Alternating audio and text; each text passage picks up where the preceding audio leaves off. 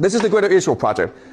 Okay, this is what Yahweh promised to Abraham in the Bible. As you can see, it's pretty huge. It's the entire Middle East. It extends from the Nile to the Euphrates in Iraq. Okay, it's a huge area.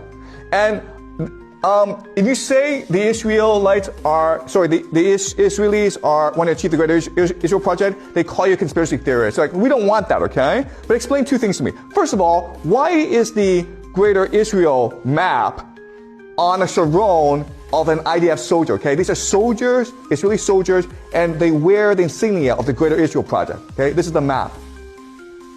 Also, if you look at the flag of Israel, there are two blue lines, right? These represent rivers, the Nile and the Euphrates. All right? So if it's a conspiracy theory, then how do you explain these two things? All right, but I want to argue you know what? Pax Judaica, it's not about Israel or the Greater Israel Project. What it is ultimately is an alliance of transnational capital, multinationals like Google and Meta, and intelligence agencies that will be based in Jerusalem, okay? So secret societies will be based in Jerusalem, and they will use it as a headquarters for their global conspiracy. But, and they will profit from chaos and conflict around the world because they think that this is the culmination of the prophecy. But it doesn't necessarily mean that Jews will be in charge.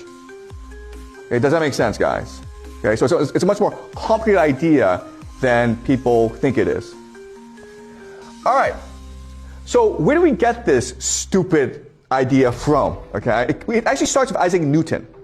So Isaac Newton, you learn about him in physics class, you learn that he's the founder of calculus, you learn about Newtonian mechanics, okay? But actually, these are just side projects of his. That was not his focus. He spent most of his life focusing on reading the Bible to understand the grand plan of God. And he wrote a book called Observations upon the Prophecy of Daniel and the Apocalypse of St. John, okay? That's where his focus was. And he believed he found the Bible code. And he was a member of secret societies. He was a member of the British elite. And if someone like Isaac Newton is telling you, like, this is what the Bible says, and this guy who found a calculus and who developed the 3 laws of motion, you'll probably believe him.